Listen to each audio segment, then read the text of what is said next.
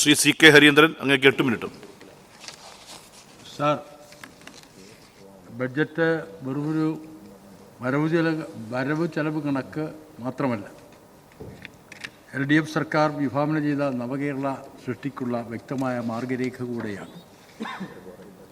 കേന്ദ്ര സർക്കാർ സംസ്ഥാനത്തിൻ്റെ അർഹമായ വിഹിതം വെട്ടിക്കുറച്ച് നമ്മെ ശ്വാസം മുട്ടിക്കാൻ ശ്രമിക്കുമ്പോഴും ആ വെല്ലുവിളിയെ അതിജീവിച്ച് ജനപക്ഷത്ത് നിൽക്കുന്ന ഒരു ബദൽ രാഷ്ട്രീയമാണ് ബഡ്ജറ്റ് മുന്നോട്ട് വയ്ക്കുന്നത്. അതിനെ ഞാൻ ഹൃദയപൂർവ്വം പിന്തുണയ്ക്കുകയാണ് സാർ. കേരളം ഒരു കരുത്തുറ്റ സമ്പദ്വ്യവസ്ഥ അടയാളപ്പെടുത്തുന്ന നിലയിൽ സാമ്പത്തികമായി മുന്നേറുകയാണ് സാർ. വളർച്ചാ നിരക്ക് ദേശീയ ശരാശരിയേക്കാൾ മുന്നിലാണ്. ആളോഹരി വരുമാനവും ദേശീയ ശരാശരിയേക്കാൾ മുന്നിലാണ്.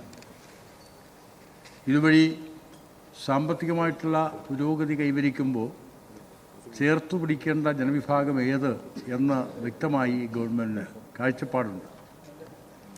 അസംഘടിത മേഖലയിലെ തൊഴിലാളികളെ ചേർത്തു പിടിക്കുന്നതിൽ ഈ ഗവൺമെൻറ് ഒരിക്കലും പിന്നോട്ട് പോയിട്ടില്ല എന്നാണ് അനുഭവം വ്യക്തമാക്കുന്നത്.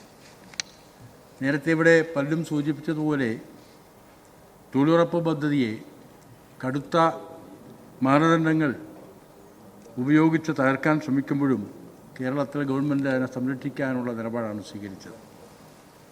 1980കളിൽ ഒരു സാഹിത്യകാരൻ ഇന്ത്യയുടെ ഗ്രാമങ്ങൾ സന്ദർശിച്ചതിന് ശേഷം എഴുതപ്പെട്ട ഒരു നോവൽ പണ്ട് ആണ് വായിച്ചത്, എനിക്ക് ഓർമ്മയുണ്ട്.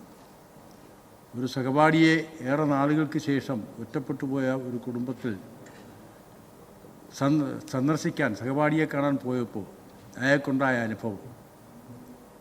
ആ വീട്ടിലെത്തുമ്പോൾ അദ്ദേഹം പുറത്തു വരുന്നില്ല, വീടിന് അകത്ത് മുറി അടച്ചിരിക്കുകയാണ്, പുറത്തിറങ്ങുന്നില്ല.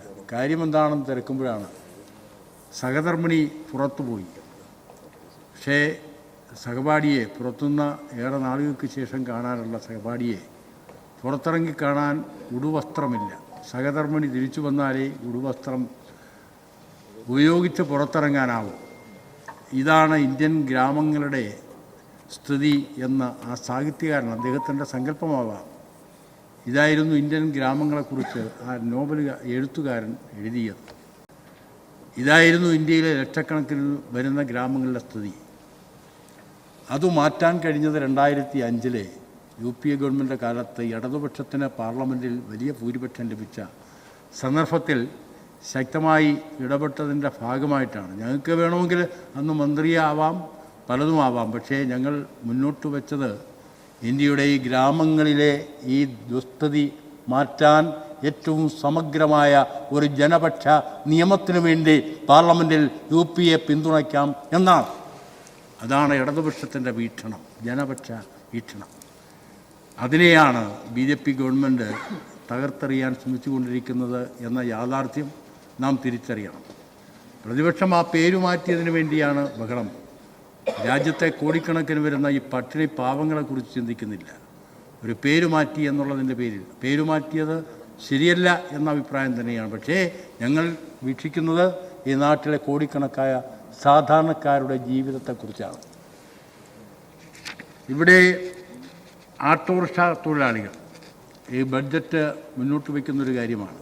തെരുവുകളിൽ രാത്രിയും പകലുമില്ലാതെ പാടുപെട്ട് വണ്ടി ഓടിച്ച് ജീവിക്കുന്ന ലക്ഷക്കണക്കായിട്ടുള്ള ഓട്ടോറിക്ഷ തൊഴിലാളികളെ സംരക്ഷിക്കുന്നതിന് 40,000 രൂപ സബ്സിഡി കൊടുത്ത് വാഹനം വാങ്ങി ഓടിച്ച് ജീവിക്കാൻ കഴിയുമെന്ന അവസ്ഥ കേരളത്തിലെ ഗവൺമെൻറ് ഒരുക്കി.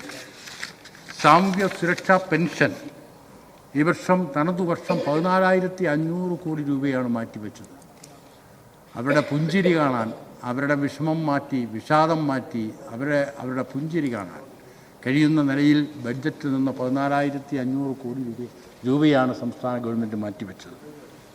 യുവതലമുറ, വിദ്യാർത്ഥികൾ പുറം രാജ്യങ്ങളിൽ പോയി ജോലി ചെയ്ത് വിദ്യാഭ്യാസം നേടി വരുന്നവരുണ്ട്. ഈ സംസ്ഥാനത്ത് തന്നെ അവർക്ക് വിദ്യാഭ്യാസം ചെയ്യിക്കാനും അവർക്ക് തൊഴിലെടുക്കാനും കഴിയുന്ന വിപ്ലവാത്മകമായിട്ടുള്ള പദ്ധതികൾക്ക് രൂപം കൊടുക്കാൻ ബഡ്ജറ്റിൽ നിർദ്ദേശമുണ്ട്.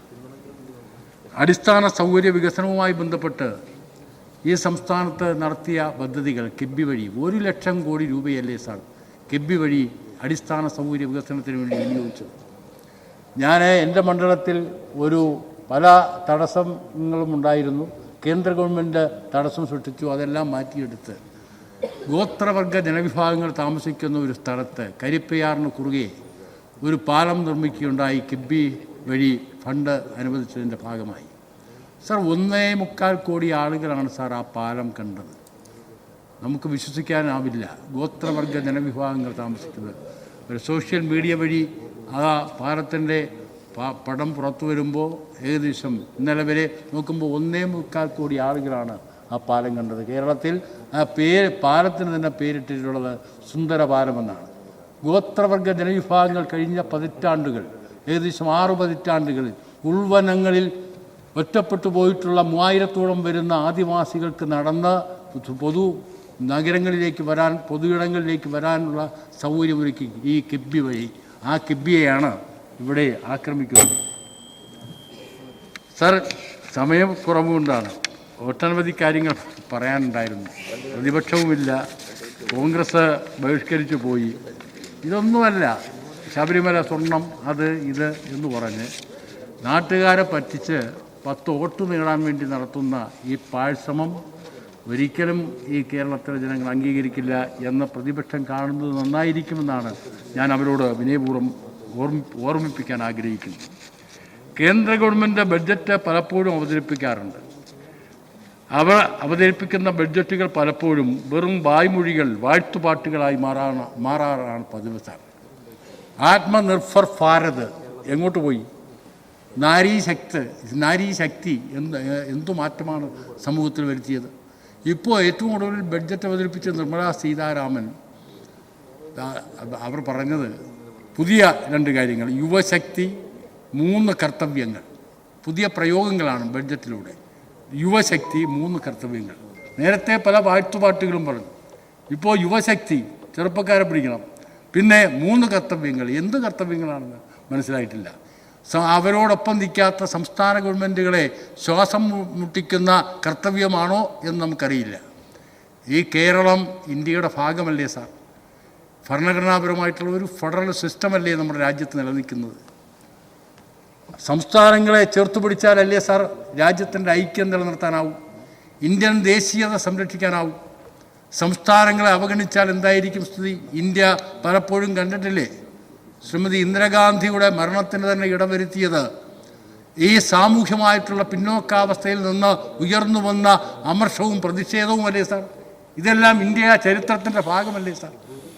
അതുകൊണ്ട് ഈ രാജ്യത്തെ ജനങ്ങളെ കബളിപ്പിക്കാൻ അവതരിപ്പിക്കുന്ന ബഡ്ജറ്റുകൾ ഈ രാജ്യത്തെ ജനങ്ങളെ നന്മയിലേക്ക് നയിക്കാനല്ല ഉപകരിക്കുന്നത്. ഈ രാജ്യത്തെ ജനങ്ങളെ തകർത്തെറിയാനുള്ള പരിശ്രമത്തിനാണ്, അതിനനുകൂലമായ നിലപാടാണ് പ്രതിപക്ഷം സ്വീകരിക്കുന്നത് എന്ന കാര്യം അവർ ഓർക്കുന്നത് നന്നായിരിക്കും എന്ന കാര്യം കൂടെ ഓർമ്മപ്പെടുത്തിക്കൊണ്ട് ഈ ബഡ്ജറ്റിന് വീണ്ടും പിന്തുണ നൽകി ഞാൻ എൻ്റെ വർത്തമാനം അവസാനിപ്പിക്കുകയാണ്.